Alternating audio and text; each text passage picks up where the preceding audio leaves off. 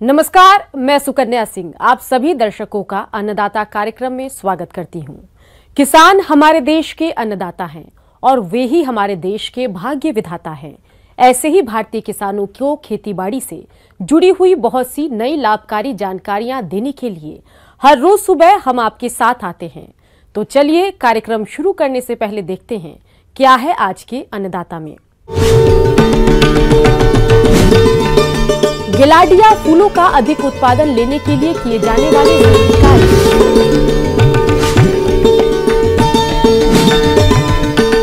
रबी फसलों की उपज का करें सुरक्षित भंडारण।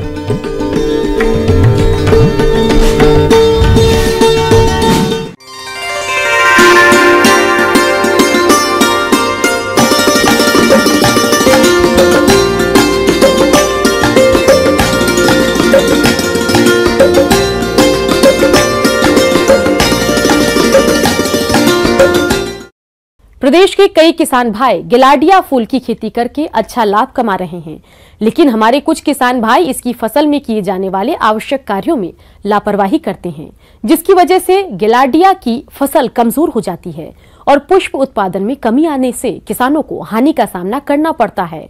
तो किसान भाइयों, आप गिलाडिया से अधिक उत्पादन प्राप्त करने के लिए कौन कौन से कार्यों को करें, इसकी जानकारी दे रहे हैं कृपाल सिंह वर्मा।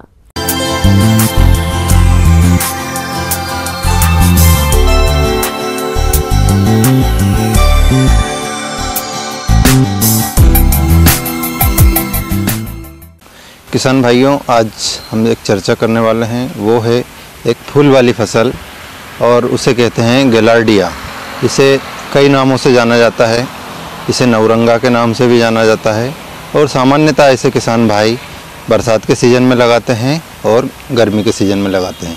तो जैसा कि अभी जो हमारा समय चल रहा है, ग्रीष्म ऋतु का समय चल रहा है, अभी जो नवरंगा है, जो गिलाडिया है, इसकी बहार आई हुई है। खरपतवारों की बात की जाए तो किसान भाइयों को ये देखना चाहिए कि उसमें जो खरपतवार हैं कहीं ऐसा तो नहीं कि फसल की जो ऊंचाई है उससे ज़्यादा ऊंचे जा रहे हैं।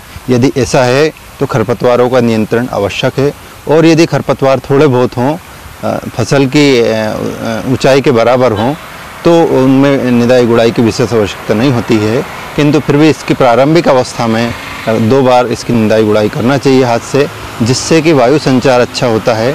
तथा जैसे ग्रीष्म ऋतु में जो पानी की समस्या आती है, निदाई गुड़ाई करने से जो पानी है, मिट्टी में जो जल है, उसका संरक्षण होता है और जो फसल है उसकी उचित वृद्धि और बढ़वार होती है। किसान भाइयों, गिलाडिया की फसल से आपको अधिक फूलों का उत्पादन मिले, इसके लिए आप यूरिया का संतुलित मात्रा में प्रयोग करते हुए सिंचाई प्रबंधन कैसे करें, आइए जान लेते हैं। इसी प्रकार हम बात करें इसमें खाद और उर्वरक की, तो खाद और उर्वरक जो है इसमें फसल की अवस्था के समय ही डाला जाता है, लेकिन जो नत्रजन वाली मात्रा है वो फसल की वृद्धि अवस्थाओं में दी जाती है। तो किसान भाइयों को इसकी जो फूलों की तुड़ाई है उसके बाद इसमें 30 से 40 किलो नाइट्रोजन प्रति हेक्टेयर अभी उसमें भुरकाव करना चाहिए, लेकिन भुरकाव जो है दोपहर के समय करना चाहिए, सुबह के समय नहीं करना चाहिए और दोपहर के समय करने के उपरांत उसमें सिंचाई देना चाहिए। इससे क्या होता है कि फसल की उचित वृद्धि होती है। इसी प्रकार यदि इसमें सिंचाई की बात की जाए तो सिंचाई निर्भर करती है कि वहाँ का तापक्रम क्या है, वहाँ की जलवायु दशाएं क्या है। तो ग्रीष्म ऋतु में जो मिट्टी की अवस्था है, मिट्टी किस प्रकार की है, यदि मिट्टी हल्की है तो किसान भाइयों को 1 दिन छोड़ के सिंचाई करनी है। यदि मिट्टी भारी है तो 2 से 3 दिन छोड़कर उसमें सिंचाई करते रहना चाहिए।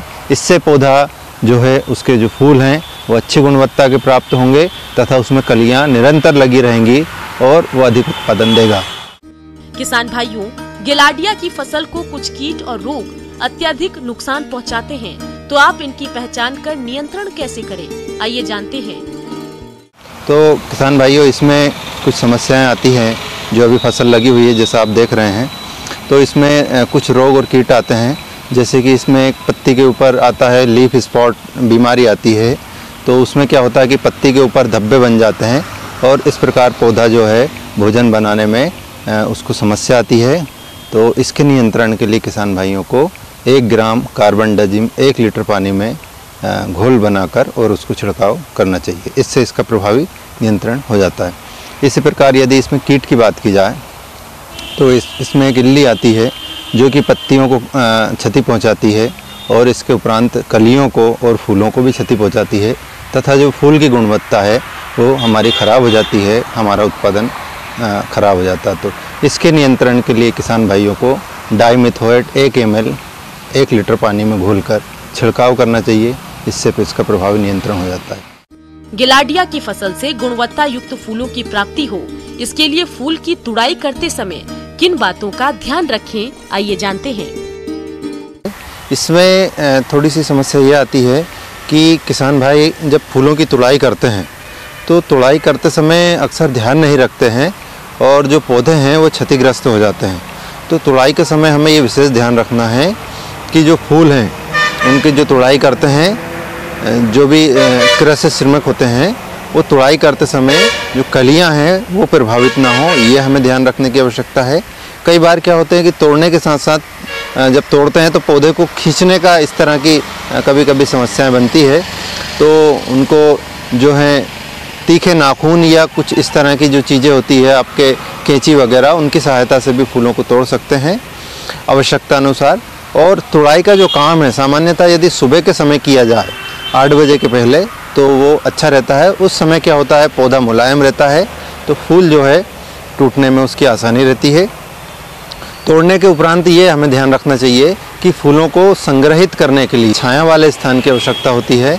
जो इस कपड़े रहते हैं, कपड़े में जो फूल हैं उनको तोड़कर और वहाँ पर रखते रहना चाहिए छाया में, तथा उस पर हल्के से पानी के जो बौछार है उनका छिड़काव करना चाहिए, जिससे कि क्या होता है कि फूल ताज़े बने रहते हैं और उनकी खुशबू बनी रहती है। किसान भाइयों, जैसा कि फसलों की कटाई गहाई का कार्य जोरों पर चल रहा है और देश में कोरोना ने कहर मचा रखा है, ऐसे में आम जन के साथ साथ किसानों को भी इस कोरोना के कहर से बचाव करना होगा। तो आप इस कोरोना से कैसे बचें, आइए जान लेते हैं।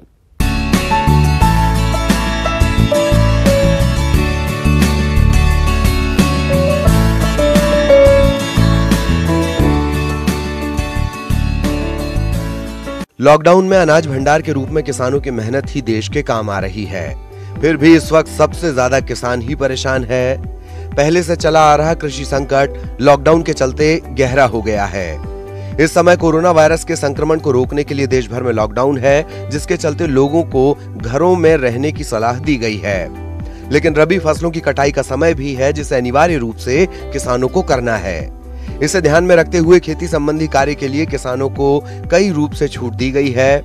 कुछ सावधानियों को अपनाते हुए किसान खेती के कार्य को पूरा कर सकते हैं। इस बीच किसानों को यह अनिवार्य रूप से ध्यान रखना होगा कि खेती का कार्य करते समय वो सामाजिक दूरी यानी सोशल डिस्टेंसिंग बनाकर खेतों में कार्य को अंजाम दें। इसके अलावा खेती के काम को पूरा करने के लिए किसान जल्दबाजी बिल्कुल ना करें, यानी जिस कार्य को वो बहुत जल्द खत्म करना चाहते हैं उसे थोड़ा अधिक समय में पूरा कर लें, जिससे खेत में दूरी बनी रहेगी और एक साथ कई श्रमिकों को खेत में कार्य नहीं करना पड़ेगा। ऐसे में हो सकता है आपको थोड़ी मुश्किल जरूर हो, लेकिन आप समय न गंवाकर इस मुश्किल घड़ी में सुरक्षित रहकर खेती के काम को पूरा कर पाएंगे। खेत में कार्य करते वक्त किसानों को यह ध्यान रखना चाहिए कि वो साबुन से हाथ जरूर धोते रहें।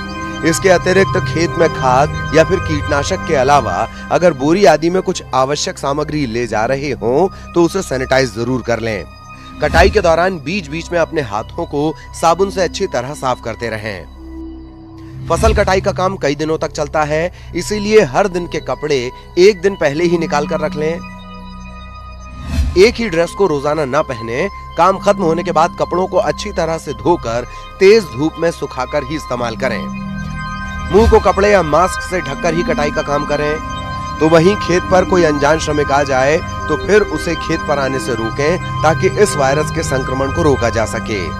किसान भाइयों, जब आप फसलों की कटाई और गहाई के काम में ली जाने वाली मशीनों को साफ जरूर कर लें। साथ ही हो सके तो मशीन एक बार उपयोग में लाने के बाद दोबारा इस्तेमाल करने से पहले अपने हाथ साबुन से जरूर धो लें। सबसे जरूरी बात ये कि जब खेत में फसल की कटाई हो तो उसे अधिकतम दूरी पर ढेर बनाएं और एक साथ कई श्रमिकों को एक ढेर पर कार्य करने से रोकें। फसल की कटाई के बाद उसे भंडारित करते समय ये ध्यान रखें कि उन्हें नई बोरियों में भरें। जब किसान फसल उत्पाद को मंडी में ले जाएं तो वो दूरी बनाए रखें। और हर प्रकार से अपनी सुरक्षा का ध्यान रखें।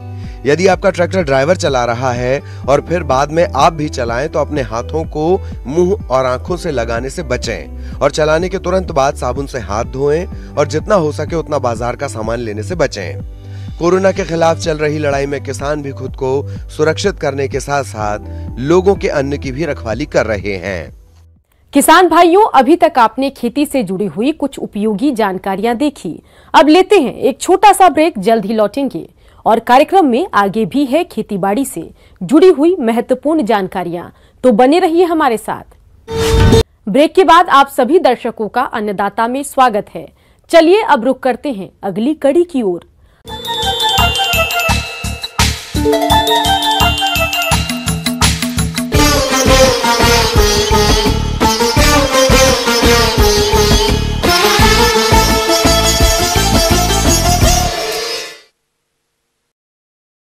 राज्य में रबी फसलों की कटाई चल रही है। अक्सर किसान कटाई के बाद उपज या तो बेच देते हैं या फिर उसे भंडारित करते हैं और यही किसानों से कुछ न कुछ चूक हो जाती है, जिससे भंडारण के दौरान काफी नुकसान होता है। इसलिए उपज का सुरक्षित भंडारण कैसे करें, इस बारे में बता रहे हैं कीट वैज्ञानिक डॉक्टर दीपक कुमार जायसवाल।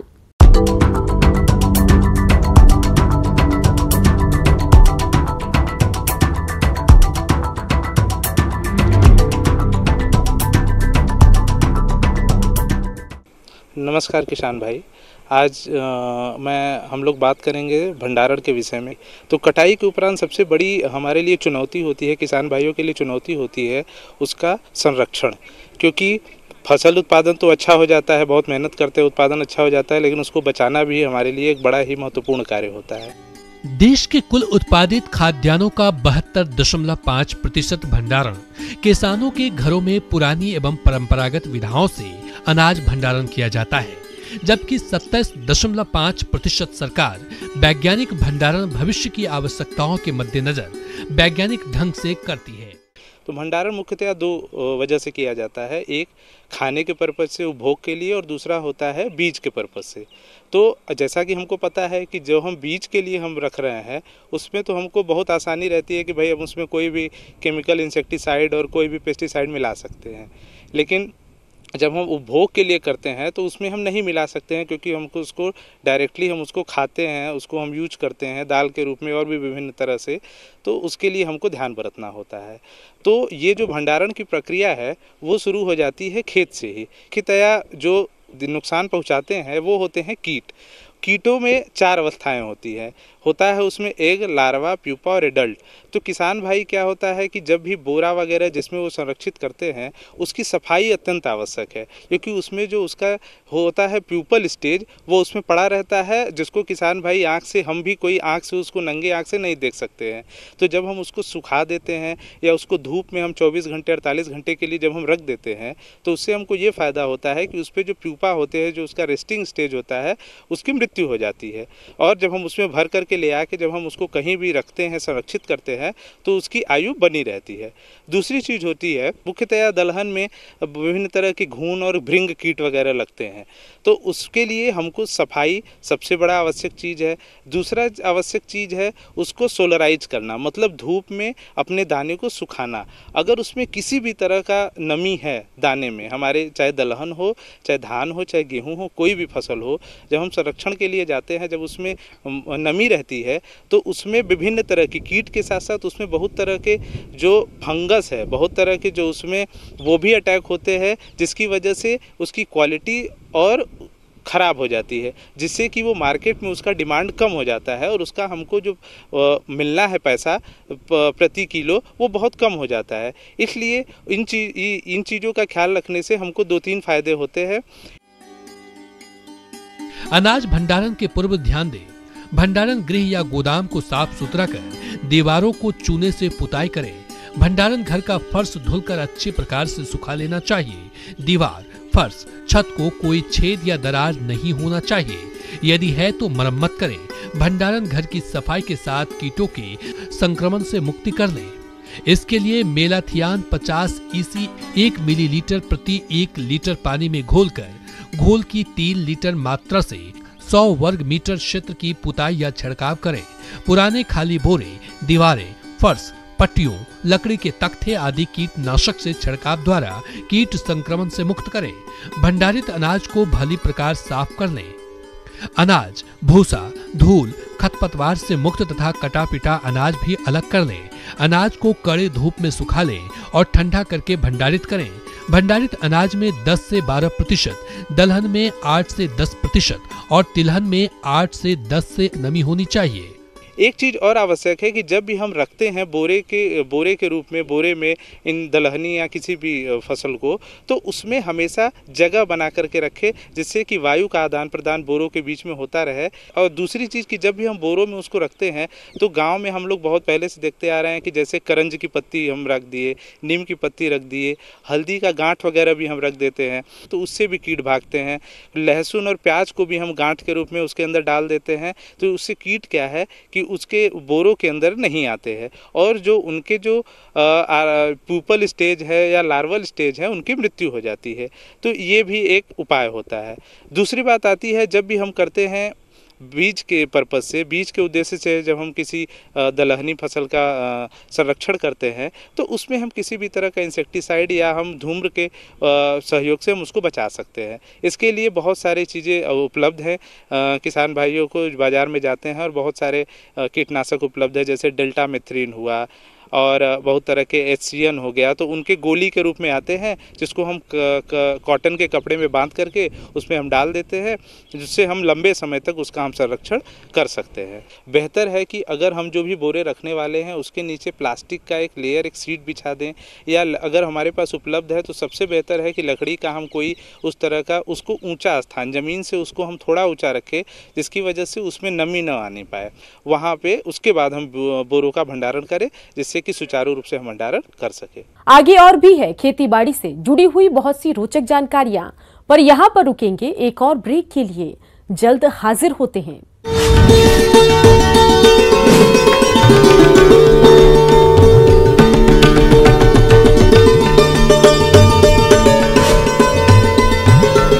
ब्रेक के बाद एक बार फिर से आप सभी दर्शकों का अन्नदाता कार्यक्रम में स्वागत है। बढ़ते हैं अगली प्रस्तुति की ओर।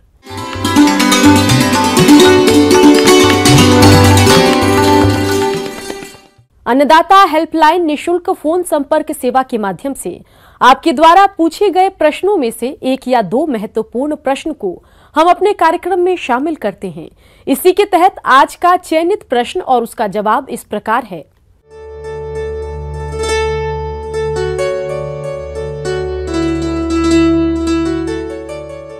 अन्नदाता कार्यक्रम में आज जो प्रश्न हमने शामिल किया है उसे पूछा है गांव हरनोखा, जिला टीकमगढ़ से मनोहर यादव ने।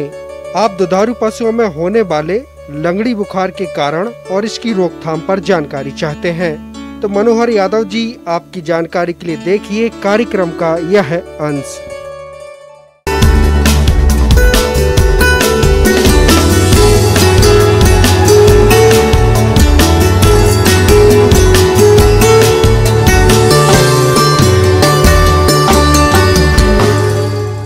आज किसान भाइयों हम चर्चा करने जा रहे हैं ब्लैक क्वार्टर यानी चुरका रोग, जिसको हम एक टंगिया भी बोलते हैं।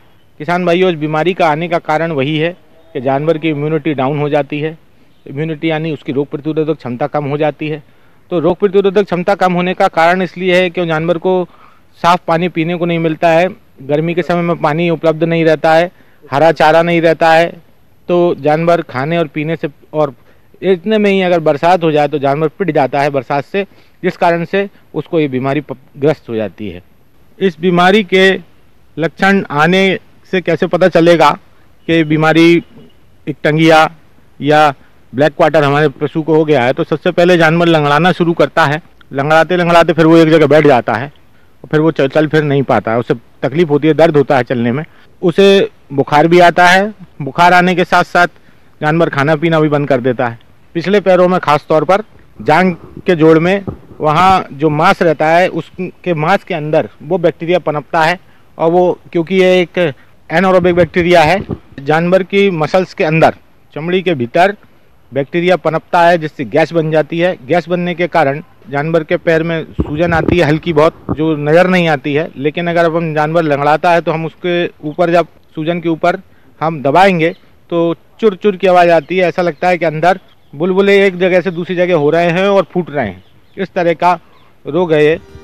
किसान भाइयों, वैसे ये रोग गाय और भैंस दोनों में होता है, परंतु ये रोग गाय में ज्यादा पाया जाता है।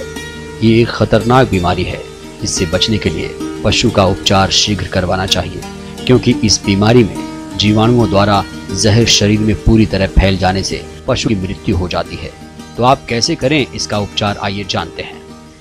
किसान भाइयों, इस बीमारी में का इलाज संभव है और आप 24 घंटे के अंदर दक्षिण आने के बाद हमको जब समझ आ जाए कि बीमारी हमारे जहाँ पशु को कौन सी बीमारी हो गई है, तो इस वजह से हम जल्दी से अपने पशु चिकित्सक से संपर्क कर कर ऑपरेशन के द्वारा जिस जगह उसके घाव रहते हैं वहाँ पे लॉन्ग एक्टिंग पेनिसिलिन का इंजेक्शन अगर लग जाए तो ये बीमारी बिल्कुल ठीक हो जाती है। ये जानलेवा नहीं है बीमारी। अगर समय पे इलाज मिल जाए तो गलघोटू से इसका प्रभाव कम रहता है। इसके अलावा किसान भाइयों, पशु के जहां पर सूजन है वहां पर ब्लेड की सहायता से हल्का चीरा लगा देना चाहिए, जिससे जीवाणु हवा के संपर्क में आने से मर जाएंगे। लेकिन ये ध्यान रहे कि चीरा ज्यादा गहरा ना लगने पाए और चीरा लगाने के बाद उस भाग पर 2% हाइड्रोजन पेरोक्साइड या पोटेशियम परमैंगनेट लगा देने से भी जीवाणु मर जाते हैं। किसान भाइयों, इस बीमारी से अपने पशुओं का बचाव करना बहुत जरूरी होता है, तभी आप अपने दुधारू पशुओं से ज्यादा दुग्ध उत्पादन ले सकते हैं। तो आप कैसे करें अपने पशुओं का लंगड़ी बुखार से बचाव, आइए जानते हैं। बस हमें उस पशु का उस अवधि के समय ध्यान रखना है और बाकी के जो हमारे स्वस्थ पशु हैं उनसे उस पशु को अलग रखना है और उसके आसपास के साफ सफाई का विशेष ध्यान रखना है। अपने फार्म के आसपास की सफाई का विशेष ध्यान रखना है और विशेष तौर पे हमें इसका टीकाकरण जो है ब्लैक क्वार्टर के साथ साथ हिमोरेजिक सेप्टिसीमिया यानी कि गलघोटू दोनों का टीके लगभग एक ही समय पे होते हैं। ग्रीष्म ऋतु में चारे की उपलब्धता कम हो जाती है, इस वजह से हमें अपने पशुओं को अलग से दाना देना है। दूसरी बात, अगर उसकी जो रोग प्रतिरोधक क्षमता है उसे हमें बनाए रखना है तो हमें उसको विटामिन और मिनरल सप्लीमेंट ये देने पड़ेंगे। साथ साथ जो मिनरल मिक्सचर वगैरह आते हैं आपके बाज़ार में, AB2 D3, और अपन चाहें तो कुछ अंकुरित उसको दाने भी दे सकते हैं जिससे उसको विटामिन E वगैरह मिले, तो वो मिल जाए तो जानवर के लिए उसकी रोग प्रतिरोधक क्षमता बनी रहती है। किसान भाइयों, टीकाकरण कराते समय ध्यान रखें कि 6 महीने से कम उम्र के पशु को लंगड़ी बुखार रोग का टीका न लगवाएं और रोगी पशु का बचा हुआ चारा स्वस्थ पशु को नहीं खिलाना चाहिए। रोगी पशु जहां पर रखा गया हो उस स्थान की लाल दवा या फिनाइल डालकर सफाई करनी चाहिए और चूने का छिड़काव करें एवं पशु का उपचार पशु चिकित्सक से प्रारंभिक अवस्था में ही शुरू करवाना चाहिए। इसी के साथ आशा करता हूं कि छोटी छोटी बातों का आप ध्यान रखते हुए किसान भाइयों मुझसे लाभान्वित होते रहेंगे। धन्यवाद। अब आइए देखते हैं कल दिखाए जाने वाले कार्यक्रम की मुख्य झलकियां। कैसे लें करेले की फसल से अधिक उत्पादन।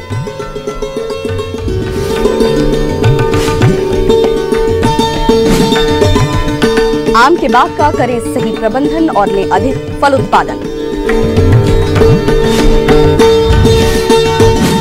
किसान भाइयों, अन्नदाता आपकी सेवा के लिए संकल्परत है। कृषि संबंधित समस्या और सुझावों के लिए आप हमें इस पते पर संपर्क कर सकते हैं। प्रोड्यूसर अन्नदाता, न्यूज़ 18 मध्य प्रदेश, छत्तीसगढ़।